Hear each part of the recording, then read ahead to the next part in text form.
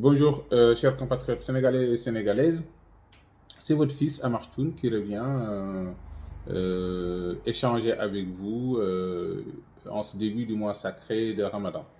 Je souhaite à tous les musulmans et toutes les musulmanes un bon Ramadan et un bon jeûne. Euh, J'espère qu'Allah va nous ramener la paix, notamment au Sénégal, après ces événements tragiques.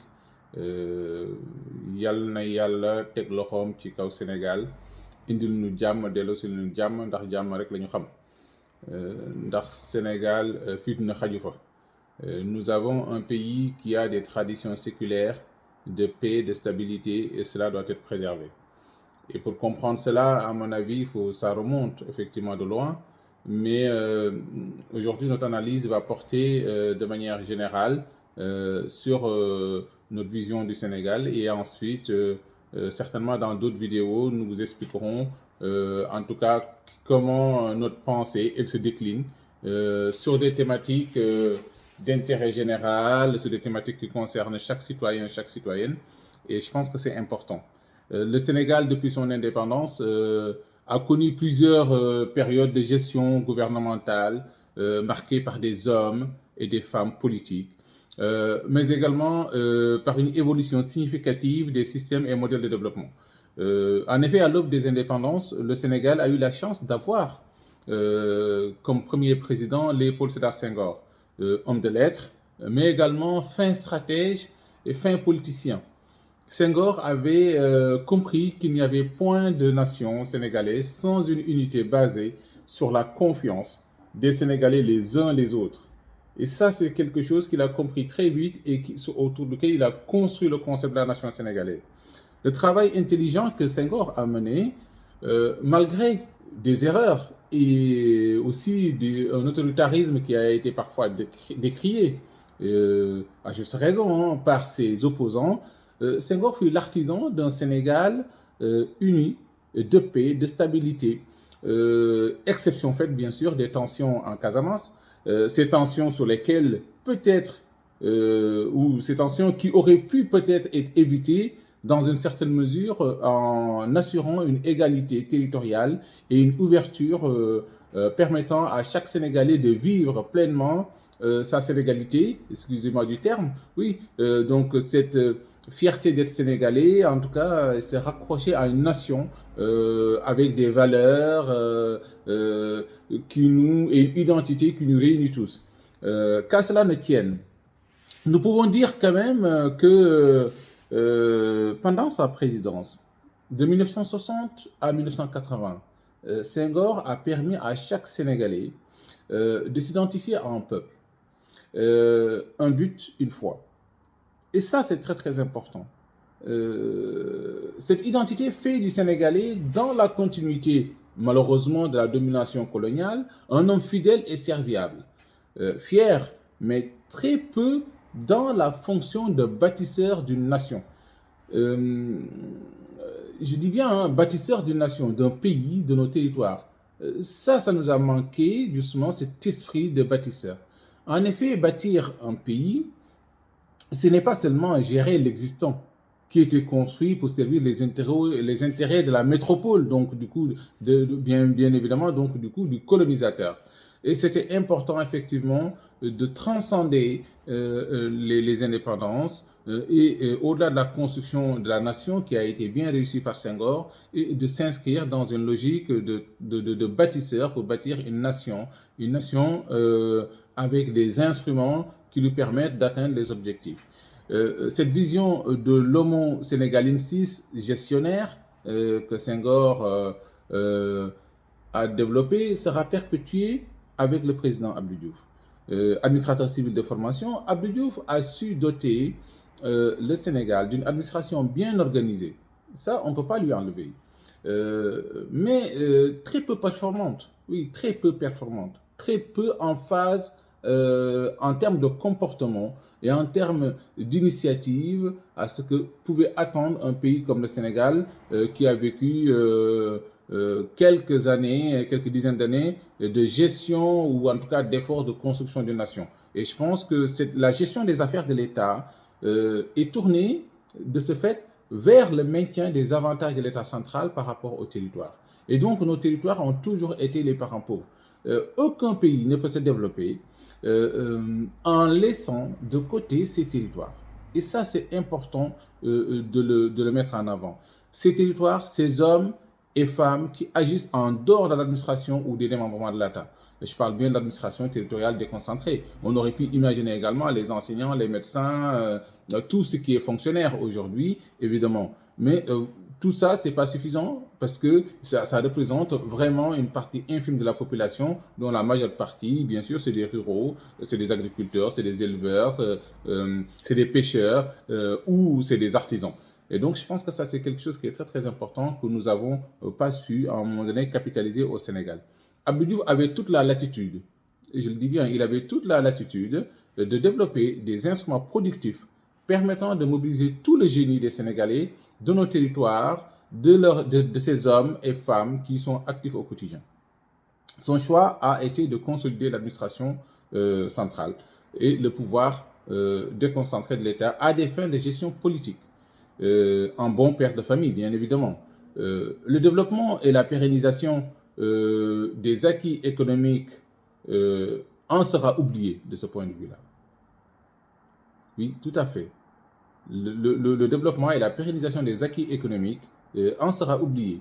On ne peut pas dire, même après les indépendances, le Sénégal avait quand même quelques outils de production, de développement. Et ça, c'est malheureux, effectivement, pour un pays qui aspire justement à être sur les rampes du développement, notamment vers les années 2000. Par conséquent, de 1980 à 2000, il a subi, avec peut-être une certaine passivité aussi, hein, il faut le dire, et ça, rappelons-le, que Abdou Diouf a subi avec une certaine passivité peut-être l'intervention et le poids de la mondialisation des économies. Nous n'y étions pas préparés. Le Sénégal n'y était pas préparé, avec des politiques d'ailleurs d'austérité et de rigueur imposées par les plans d'ajustement structurel du FMI, la Banque mondiale au détriment de l'économie et du développement national. Donc on s'est retrouvé avec une dévaluation du franc CFA qui n'était pas opportune du tout et on pense qu'à un moment donné, un État ne peut pas confier ses destinées justement à des institutions étrangères ou extérieures qui viennent guider. Et je pense que c'est important que même si le Sénégal, à un moment donné, a sa vision, sa propre vision, c'est important qu'à un moment donné, qu'on puisse nous aussi comprendre que le Sénégalais doit aussi poser des actes et avancer. Et donc, je pense que ça, c'est quelque chose qui est important. Cela a généré, bien évidemment, des frustrations et des problématiques auxquelles Abdou Diouf était confronté. Notamment, on revient aujourd'hui toujours à la même chose, à la jeunesse. Cette jeunesse qui aspire à autre chose. Et malheureusement, il n'a pas su aussi capter le dynamisme de cette jeunesse et intégrer la demande de cette jeunesse qui ne demandait rien d'autre que de travailler pour son pays, de s'investir. Il les a traités effectivement de jeunesse malsaine, malheureusement, lors d'un rassemblement politique à Thiès. Et je pense que ça, c'est malheureux, c'est des événements malheureux. Donc, nos hommes politiques, je dirais, à ce stade, Senghor nous a construit une belle nation, Abdou Diouf nous a construit une très bonne administration bien organisée, mais très peu performante. Et donc, du coup, c'est dans cette situation-là que Maître Wade est arrivé au pouvoir. Donc, pendant que le peuple avait besoin de plus de proximité avec l'État et plus de soutien de sa part, Abdou Diouf, restant dans sa logique d'une gestion administrée, il n'a pas compris qu'il était en train de détruire le peu d'instruments de développement que le Sénégal avait capitalisé avec les indépendances. Beaucoup d'usines ont disparu comme ça, voilà, que ce soit Sotiba, que ce soit Bata, que ce soit d'autres, voilà, beaucoup d'outils de production petit à petit ont disparu. Ainsi, les symboles aussi également qui rassemblaient les Sénégalais, qui donnaient des références, la Sonadis, on peut en dire ce qu'on veut, mais c'était quelque chose quand même, un symbole important pour les commerçants. Le contrôle de prix et de la concurrence qui permettait également d'apporter une certaine égalité et de réguler le niveau de vie par rapport au pouvoir d'achat des Sénégalais. L'appui à l'agriculture et à la pêche ont été supprimés ou sous-estimés au regard des besoins du pays. Et je pense que ça, c'est important qu'on le mette en avant. Les préconisations des États généraux de l'éducation, d'ailleurs, en matière de formation, d'éducation et de formation, n'ont pas été respectées. Voilà. Parce que dans les années 92, quand on a eu les États généraux de l'éducation, le Sénégal avait imaginé également dans le socle, dans la base de la formation, intégrer à un moment donné la formation professionnelle. C'est ce que ça n'a pas été le cas, parce que les engagements que le Sénégal avait pris avec la Banque mondiale avait respecté à l'époque une partie de son travail, et le Sénégal n'a pas construit un seul centre de formation professionnelle à l'époque.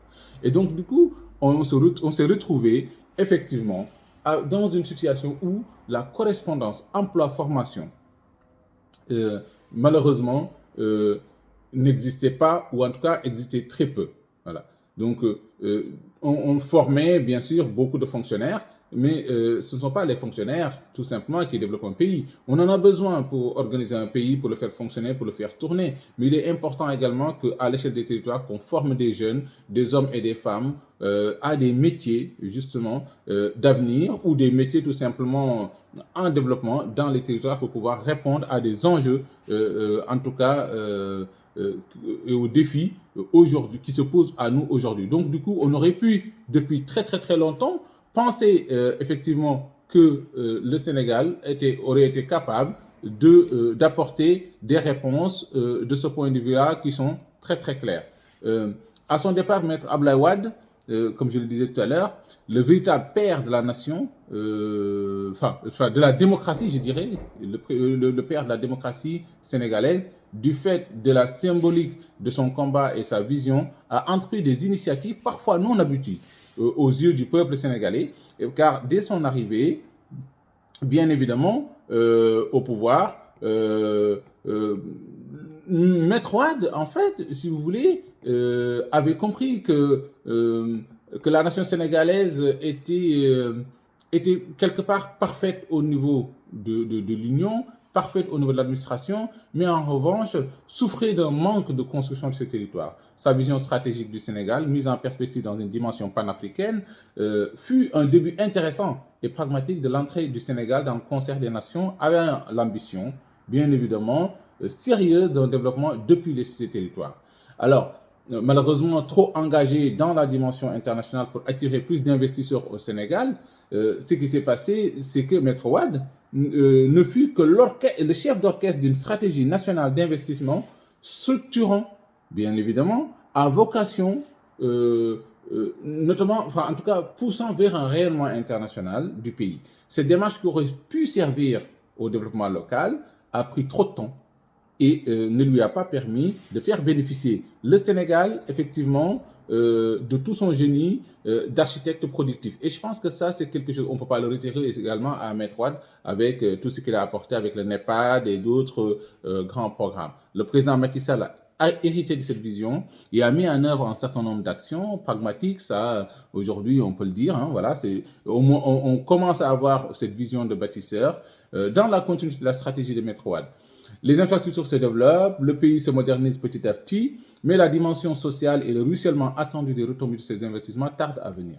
Le président Macky Sall, hein, il faut le dire, il a doté le pays d'un instrument important pour la gestion de la gouvernance saine, mais cet outil a été détourné, son ambition première, pour être un outil de mise à pas de l'opposition. Malheureusement, voilà. Je pense que les collaborateurs du président Macky Sall n'ont pas compris justement la vision que lui, il a eu envie d'insuffler. Certains me diront, bah oui, mais c'est quand même le commandant de bord, c'est à lui de gérer un peu son gouvernail. Certes, en revanche, c'est important de bien s'entourer quand on a envie de mettre un pays, en tout cas son pays, sur les rampes d'un développement sain. Donc, cela donne le sentiment que la seule préoccupation aujourd'hui de l'exécutif, c'est de faire taire et disparaître ses opposants. Et c'est un sentiment qui est malheureux. Et cela corrobore malheureusement la célèbre expression réduire l'opposition à sa plus simple, à sa plus petite expression. Et je ne suis pas sûr qu'effectivement qu'il y a des choses qu'on peut dire sur le plan politique et c'est important également derrière de les mettre en perspective.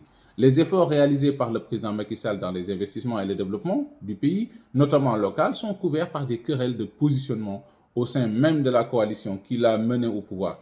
Les Sénégalais, voyant leur quotidien stagner, ne pas s'améliorer, entendant parler de milliards s'impatientent, et à juste titre, et réagissent notamment à travers une jeunesse désireuse d'un avenir meilleur. Ce sentiment est renforcé par la politique spectacle et la médiatisation des querelles politiciennes alimentées parfois par une déformation irresponsable de la réalité et qui a fini par agacer bon nombre de Sénégalais.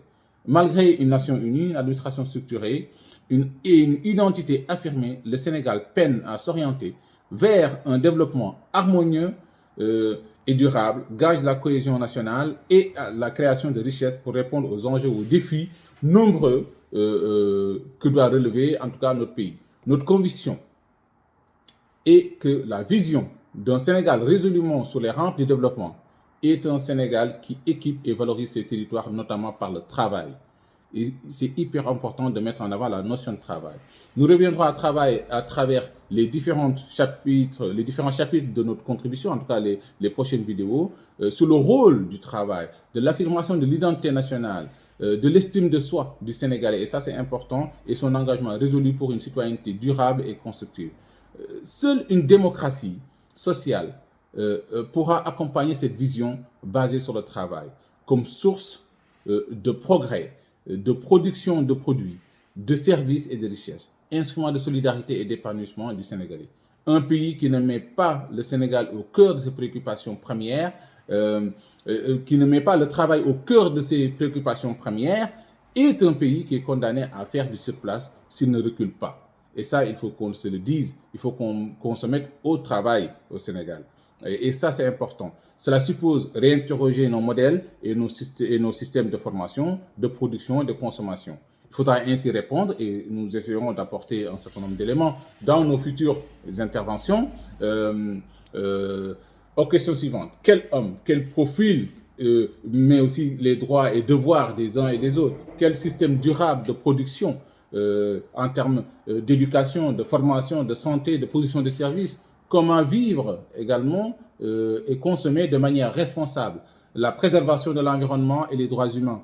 Quelle gouvernance pour répondre à ces questions? Modernisation des institutions, la démocratie participative, la gouvernance partagée, la décentralisation qu'on doit renforcer également. Et quelle place pour chacun de nos territoires en termes d'équipement, en termes d'animation, en termes de valorisation et en termes d'attractivité? Quelle place pour nos cadres traditionnels de régulation sociale, nos croyances, nos religions, nos chefs religieux, nos guides, nos chefs coutumiers? Quelle est leur place? Comment on les valorise et qu'on n'attende pas seulement qu'il y ait le feu pour aller les voir? La place du Sénégal dans le monde en termes de son rôle, quel sera le rôle du Sénégal dans la sous-région et à l'international?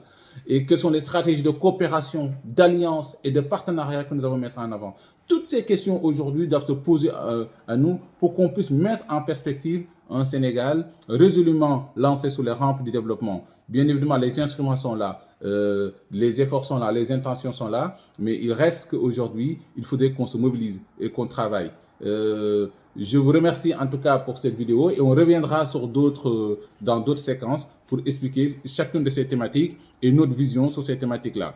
Donc c'est une contribution d'un citoyen sénégalais, bien sûr, votre fils, et je vous remercie et puis je souhaite encore une nouvelle fois de plus à tous les Sénégalaises et Sénégalais un bon Ramadan, à tous les musulmans du monde également, je leur souhaite que ce mois béni de Ramadan apporte la paix, plus de cohésion et plus de tolérance dans le monde. Je vous remercie et à très bientôt. Mes chers amis, n'hésitez pas de également réagir à cette vidéo et de nous apporter bien évidemment vos commentaires et vos contributions.